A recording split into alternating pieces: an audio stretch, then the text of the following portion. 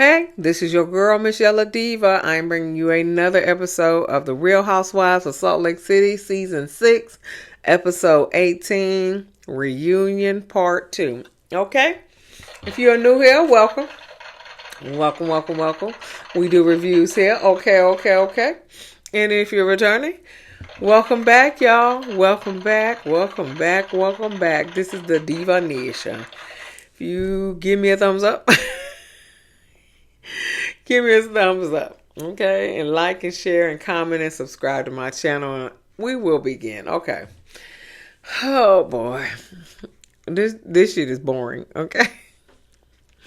But we're going to get through it. Episode began. Angie handing this scroll to Andy. And he unscrolls it. And it's a bunch of, like, text messages. And it's a bunch of... Twitter feeds and stuff like that. And it's coming from an account called Candace something. And Candace Story. Okay. And they're saying that Lisa is behind Candace Story. Because first of all, it was tracked to her number. Second of all, she only gives rave reviews for Lisa and give everybody else, poor reviews, okay? So, Lisa admits that's her number, but she does not admit that she is behind any of these messages or texts or Twitter feeds or whatever. She doesn't admit none of that. She doesn't admit that she is Candace Story, but she does admit that that's her phone number. But Angie said she watched this account for 2 years. 2 years. Okay? 2 years. Okay. And y'all got rid of Monica for being Vontae something, okay? Y'all got rid of Monica and she been doing this for 2 years and you just been monitoring it and not confronting her? That's too much for me. 2 years. 2 years getting all this bad press and stuff like that. 2 years. Okay. Lisa is trying way too hard to deny it. Okay, so because she's trying too hard to deny it, then I do believe it's true. Okay. Heather said, well, why is your number attached? And Lisa was like, listen, it is not another one of these receipts, proof, timelines, screenshots. It's not one of these. And so Heather was like, you owe us an apology, because we've known about this for a few years. Well, if you've known about it for a few years, you should know that she ain't gonna give you no apology. So they go back and forth, trying to talk over each other. She's saying that this is not my number. She's saying it is. They going back and forth to the point where Andy was like, stop it, you guys. Stop it. And they still talking.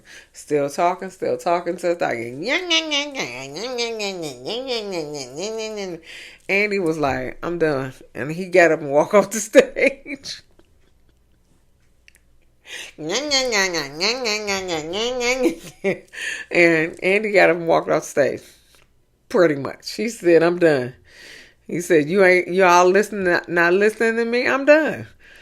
And so he walked off. Everybody says sorry, Andy, and everything like that. So he finally comes back. So Andy asked Heather, is that all the proof you have on Lisa? And so Heather said part of it. And so Lisa was like, y'all, you want to show some other stuff? That, what she said, Red Rock and that picture on your phone? And then Heather was like, you talking about Rolling Thunder? Oh, we don't know who these people are and why. She said, well, Meredith can tell you, you can answer that. So then Meredith saying, there is a picture of me with a man that I was dating when me and Seth were separated. Come in, Meredith. You and Seth are still separated. You and Seth are still separated, okay, boo? He got a whole family in Columbus, Ohio. Whole family, okay? Heather is telling Whitney, uh, how Meredith um, doesn't have Lisa's back. That's what it is. And that's what it was. I'm sorry. Let's go back. Let's go back. They go to lunch. Okay, they go to lunch. Okay, after Meredith gets the reality that her and Seth still separated. So they go to lunch, and so then Heather tells Whitney that Meredith does not have Lisa's back. So then Lisa and Meredith, Lisa was like, well, what do you think? And so Meredith was like, well, I'm thinking you doing good. You holding your own. And so Lisa was like, well, which part? and so this is what she wanted to say. This is what Meredith wanted to say. I don't know. She's kind of gay to me. She don't know, but she gonna make up something. Nothing special. Nothing special. Nothing special steps points out to me. She just really want to say. I don't know. She don't know. Which part? She don't know. She don't know. She don't know.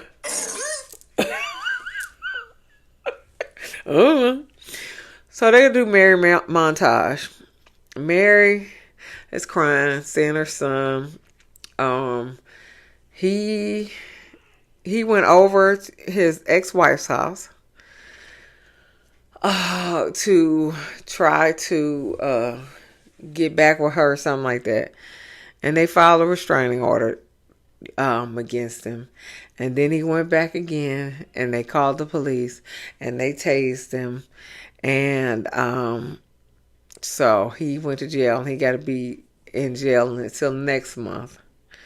And so she was just like, I'm happy because he's not using.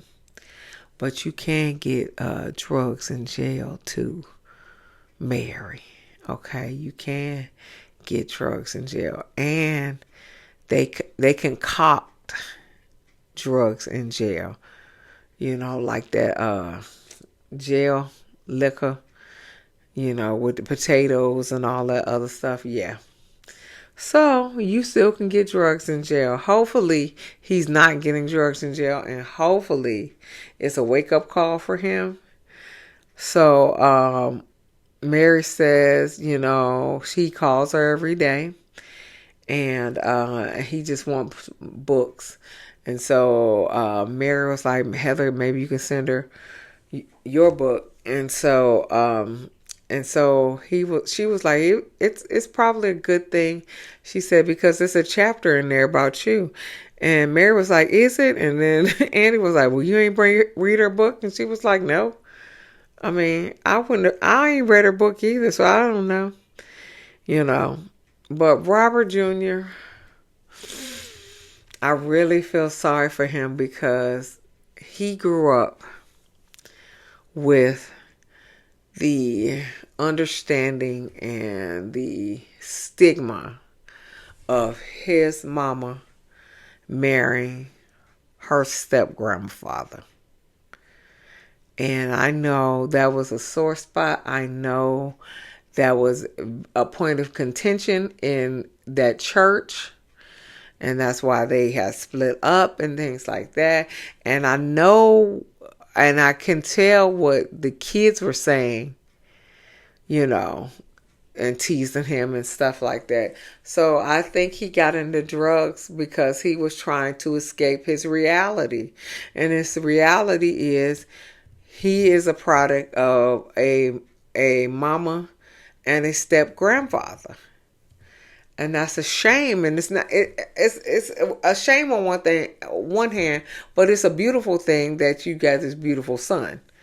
Okay, so I feel for Robert, and I don't. I hope when he gets out, this is going to be his wake up call, and he'll get his life together. Okay, but I mean it's bad when you are a product of that. I get it. He had to deal with that his whole life. I understand why he using drugs. You know. Andy asked about the documentary, and so and the fact that the church feels like Mary is God, and Mary looked at Whitney. She was like, "You said that too." And Whitney did say that, and they showed it that they. She said that they pray to her and not God. They pray to Mary and not God. So they feel like Mary was God. So so Mary was like, that's just been a topic since the church opened. So she's not worried about it. So a viewer question said, Mary, you were right that Meredith didn't stick up for Lisa on the yacht trip. So Meredith was like, she said, well, I didn't know anything about the lawsuit. So I couldn't stick up for her. Then Lisa was like, Meredith and I are good friends. And Mary was like, yeah, now you're good friends. And so Lisa was like, no, we're always been good friends.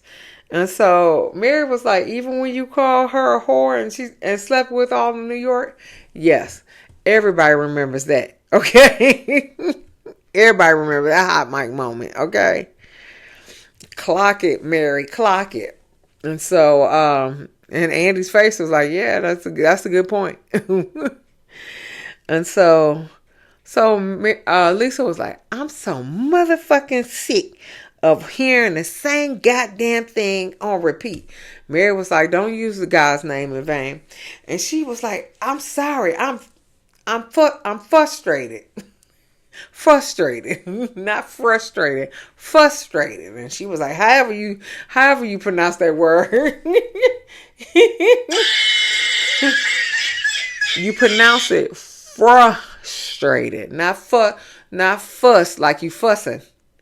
Frustrated, yeah. It's not it's not how you fussing. You fussing, so you frustrated. Okay, no, it's frustrated, like fraternity. Okay, all right, we got that now. All right, so frustrated, not frustrated. Andy was like, well, listen. It was, as a viewer, it was a significant thing on that hot mic moment that you called her a whore and she slept with half of New York. That is just it. We can't forget it. I'm sorry. And when we watch the two of you, we still thinking about this hot mic moment. Were you saying Seth don't have no job? Yeah, Seth don't have no job, and she fucked all in New York and all that other stuff. So y'all ain't gonna never live that down. Y'all should just shut it up. You ain't gonna never live that down. So Meredith was like, I moved on, and so Mary was like, yeah, it's hard to understand, because she called you everything but a child of God, basically. But Andy was like, well, Lisa, were you surprised when Mary took your side? And so Lisa was like, no, Mary was like, Lisa doesn't care. She probably don't even know what you're talking about. And she didn't. She didn't. And so Lisa was like, I'm trying to be thoughtful and pragmatic. So basically she didn't know what the hell she was trying to say. So she was like, I'm trying to be thoughtful and pragmatic. You should be happy. And Mary was like, I'm never happy for with the things you do. And so Lisa was like, we've been having numerous conversations, but you don't have to move forward. And then Mary was like, I don't move forward. I don't move forward. You sat there with Whitney and called my church a cult. You brought Cameron in. Ooh, fine, Cameron. R.I.P. Cameron. You brought Cameron in. I don't move forward. You don't move forward. Lisa is sitting just like this. Not trying to overtalk Mary. Not even trying to say anything to Mary. She's just sitting there like she is a statue. Somebody said if she was a statue. She said, and then you get mad and you post and you talk about people. She said, you was talking about Bronwyn at BravoCon. She said, I'm just trying to help you out. And Lisa was like, I don't need your help. And so she was like, well, you need somebody help because you very dark. I know that's right, Mary. So a viewer question said, Brittany, why did you bring Seth's infidelity onto the show? Why not? Why not? Okay. Everybody else's infidelity come to the show. Why not Seth? Shit. Okay. But anyway, she said, where was I? Oh, Brittany said, I made a mistake and I shouldn't have said it. Bronwyn said, well, we bring up people's marriages all the time in this group. I'm with you, Bronwyn. Y'all do marriages all the time. So why not marries? Not marries. Not they did marries too.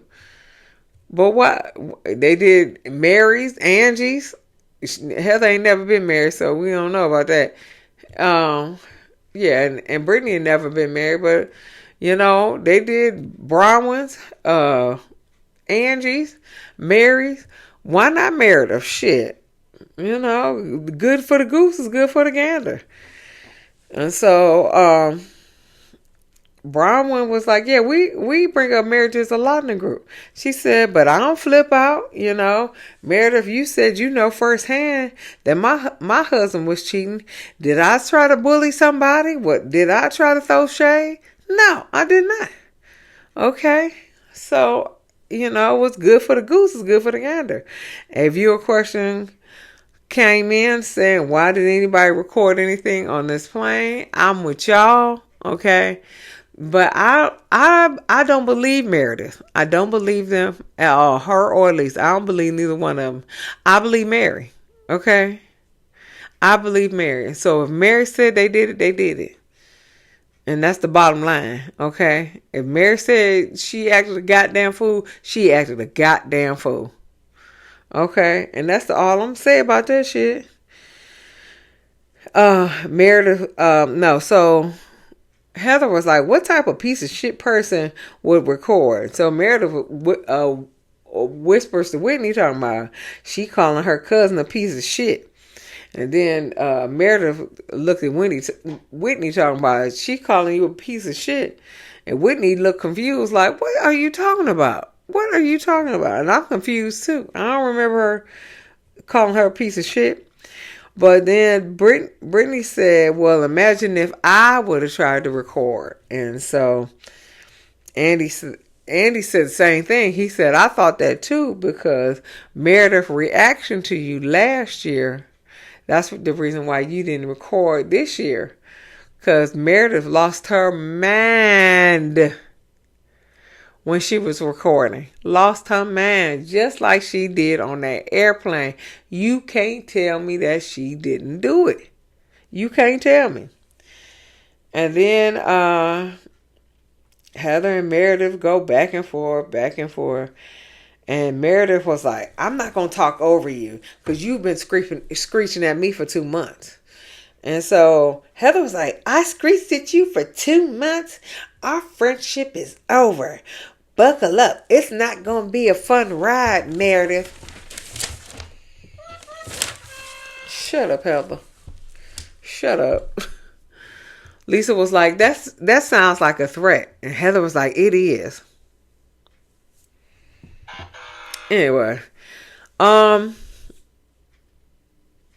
Mary was like, Meredith, she is hurt. Okay? She is hurt. She talking about Heather. She's hurt. That's the reason why she's going off on you. She's hurt. And Heather was like, I backed you with the vagina gate. I don't know what vagina gate is. Rolling Thunder. I don't know what Rolling Thunder is, but I know what the garbage whore is. I know what the garbage whore is, okay? I don't remember the vagina gate. And I don't remember the Rolling Thunder. But I know what the garbage whore is. That's what Lisa called her. That's what she called her on that hot mic. Okay, so then they tried to get Meredith to admit anything on the flight. And she said that she was talking to Lisa and she didn't engage with Brittany. But everybody else saying she did. But she don't care anymore. I believe Mary. Andy asked Meredith, did she have a drink on the plane? And she deflects by saying, well, Brittany is racist against Jewish people. Brittany is racist against Jewish people because she supported a bigot, a nail technician. Her and Jared wrote a raving review of this nail technician because apparently once all this anti-Semitic stuff came out, all his ratings had dropped. So they did a rave review for him. And so Meredith goes by saying that Brittany did not pick up the phone to say sorry. Why would she? You don't like her. Why would she pick up the phone to say sorry? Okay. Now, what Brittany says is that the nail technician offered her to do her nails, okay, for free. Offered her to do the nails, and he asked her to write a review. And Brittany says she didn't know anything about him, so she wrote a review. Well, when she found out, she took the review, she took it down, and now people are calling her a bigot, and she's far from it. So she gets upset. And so she starts crying. And so Meredith was like, now she playing a victim. She's like, no, I'm not a victim, but I'm sick of this bullshit. Using an excuse to be just to be mad at me, and it's not fair and it's not okay. And she walked off the stage. She was like, listen, it's not fair and it's not okay to call me a bigot when I'm not. And I get it all day long, twice on Sunday. But that was the end of the episode. So give me a thumbs up, like and share and comment and subscribe to my channel. And I'll see you in the next video. Peace, y'all.